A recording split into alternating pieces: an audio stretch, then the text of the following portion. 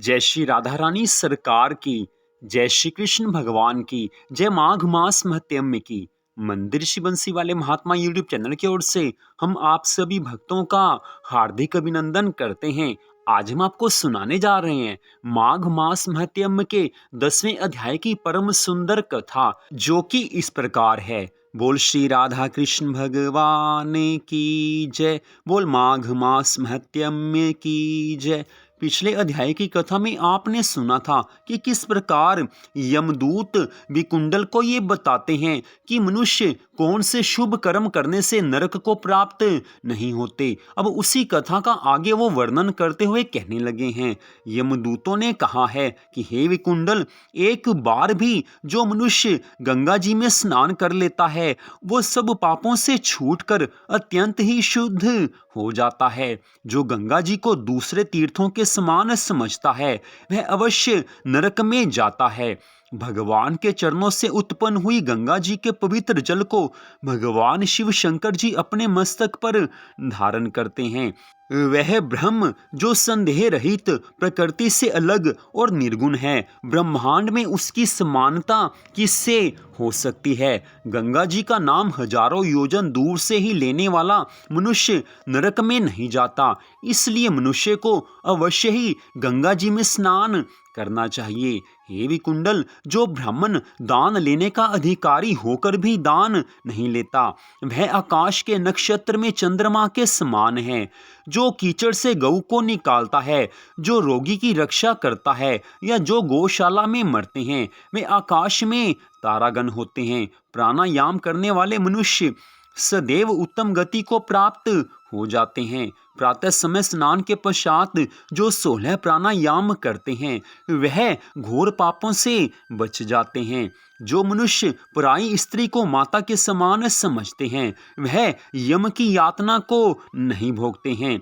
जो पराई स्त्री का मन से भी चिंतन कभी नहीं करता वह दोनों लोकों की सुख संपत्ति को प्राप्त कर लेता है। पराई स्त्री का चिंतन करना ही नरक का द्वार है। जो पराये धन को मिट्टी के समान समझता है वह अवश्य ही स्वर्ग में जाता है। पराया धन, पराई स्त्री, ये दोनों वस्तुएं ऐसी हैं जो मनुष्य को नरक में भेज सकती हैं। इसलिए इन दोनों से बचना चाहिए। जो मनुष्य सदा ही पराये धन और पराई स्त्री के पीछे पड़े रहते हैं उनको हड़पने की कोशिश में लगे रहते हैं, ऐसे पापी मनुष्यों को नरक में जाने से कोई भी नहीं बचा सकता।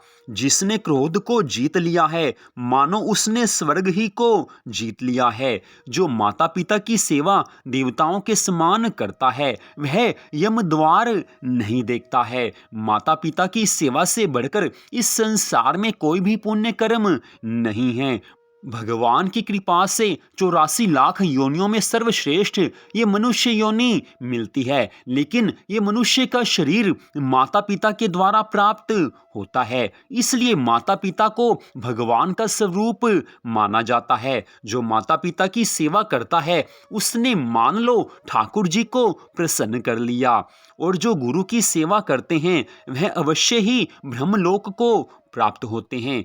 शील की रक्षा करने वाली स्त्री धन्य है। शील भंग करने वाली स्त्री यमलोक में जाती है। जो वेदों और शास्त्रों को पढ़ते हैं या पुराण और संहिता पढ़ते और सुनते हैं तथा जो स्मृति का व्याख्यान और धर्मशास्त्र समझते हैं या जो वेदांत में लीन रहते हैं वे सब पापों से रहित होकर ब्रह्मलोक को प्राप्त होते हैं। मनुष्य का जीवन अगर धर्म कर्म के बिना बीत जाए तो समझ लेना कि उसको अवश्य ही नरक में जाना पड़ेगा। मनुष्य जीवन प्राप्त करके जिसने भगवान की भक्ति में अपने मन को लगाया है, जिसने ये समझ लिया है कि मुझे मनुष्य जीवन प्राप्त करके भगवान की ओर जाना है, यमदूत विकुंडल को ये सारी कथा सुना रहे हैं और हम आपको बीच में एक बड़ा सुंदर दृष्टांत देते हैं। तो भागवत रहस्य में एक बड़ा सुंदर दृष्टांत दिया हुआ है। एक मनुष्य समुद्र के तट पर नहाने के लिए गया है। समुद्र तट पर बैठे हुए उसे सुबह से शाम हो गई, लेकिन वो नहीं नहाया। उसके किसी मित्र ने शाम को उससे पूछ लिया कि हे मित्र, तुम्हें सुबह से शाम यहाँ पर बैठे बैठे हो गई है, तुमने अभी तक स्नान क्यों नहीं किया? तो उस मनुष्य ने कहा है कि जब समुद्र की लहरें शांत होंगी तभी तो मैं स्नान करूंगा। सुबह से शाम तक अभी तक मैं समुद्र की ओर देख रहा हूँ, लहरें शांत होती ही नहीं हैं। तो उसके मित्र ने कहा है कि हे मित्र, समुद्र में लहरें कभी शांत नहीं हो सकती, नहाना है तो अभी नहा लो, समुद्र की लहरें कभी शांत नहीं होती। ठीक ऐसे ही जो मनुष्य ये समझते हैं कि सारी जिम्मेवारियों से फ्री हो जाएं, सारी जिम्मेवारियों को पूरा कर लें, उसके बाद भगवान की भक्ति करेंगे ही करेंगे। जो मनुष्य ऐसा समझते हैं कि जब अच्छा समय आएगा उस समय शांत मन से भगवान की भक्ति करेंगे, वो इंतजार में रहते हैं कि कब अच्छा समय आए और कब भगवान की भक्ति करें। नादान मनुष्य ये समझते हैं कि जब जिम्मेवारियां खत्म होंगी तो भगवान की भक्ति करेंगे, जब अच्छा समय आएगा तो भगवान की भक्ति करेंगे। उन्हें यह समझना चाहिए कि मनुष्य जीवन प्राप्त करके कभी भी जिम्मेवारियां तो खत्म हो ही नहीं सकती। एक जिम्मेवारी पूरी हुई तो दूसरी सामने खड़ी हो जाती है, और मनुष्य जीवन में पूरा शांत समय, पूरा अच्छा समय तो कभी प्राप्त नहीं हो सकता। इसलिए भक्ति करनी है तो आज ही करनी चाहिए, आज से ही इसी क्षण से भक्ति की जा सकती है। जो ये सोचता है कि अच्छा समय आने पर या कल भगवान की भक्ति करेंगे, वो भगवान की भक्ति करना ही नहीं चाहते हैं। भक्ति करनी है तो आज से, इसी क्षण से करनी पड़ेगी।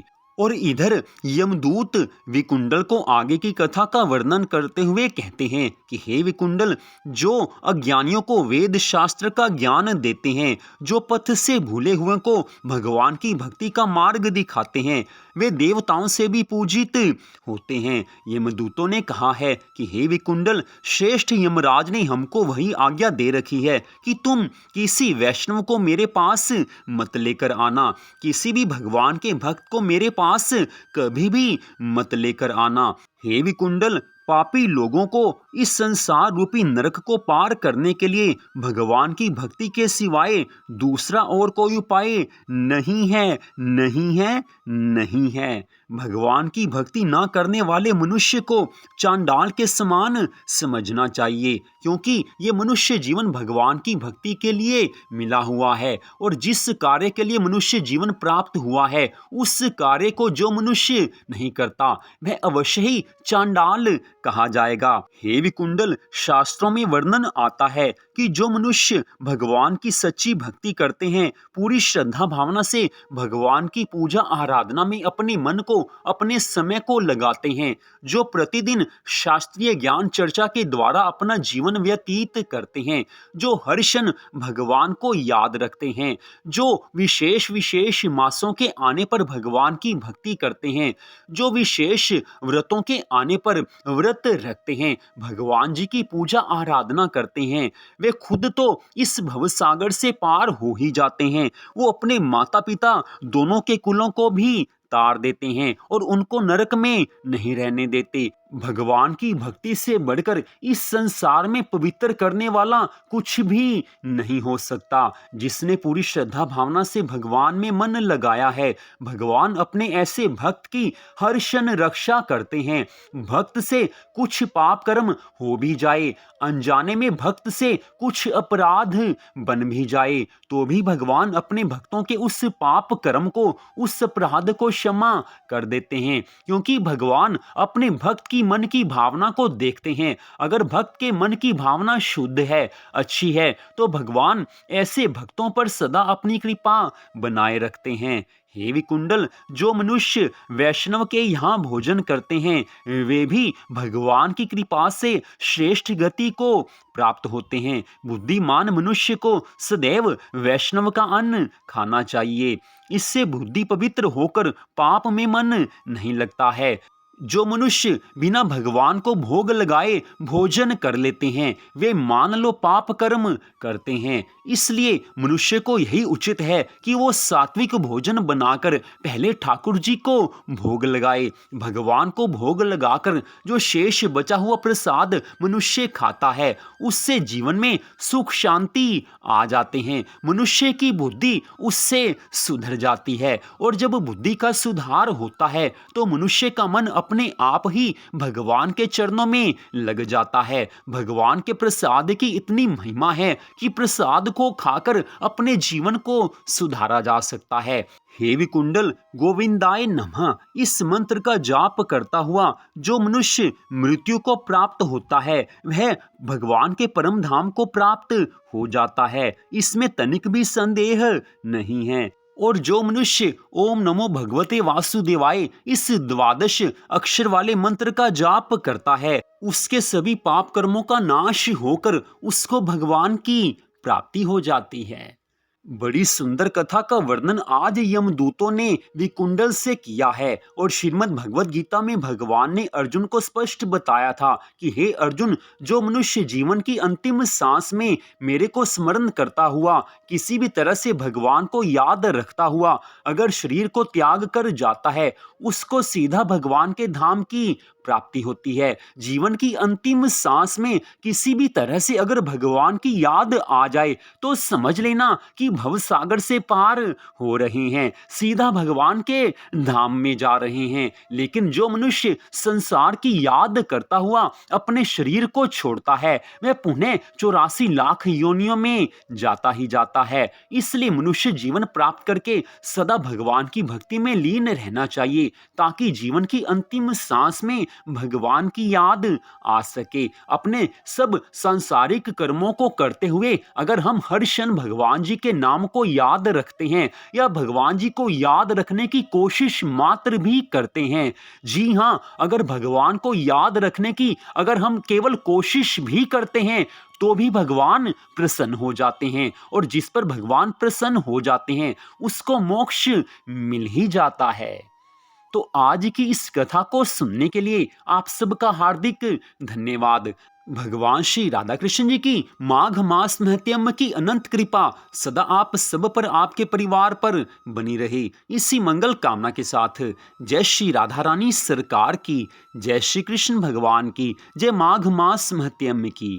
जय जय श्री राधे, जय जय श्री राधे, जय जय श्री राधे श्याम।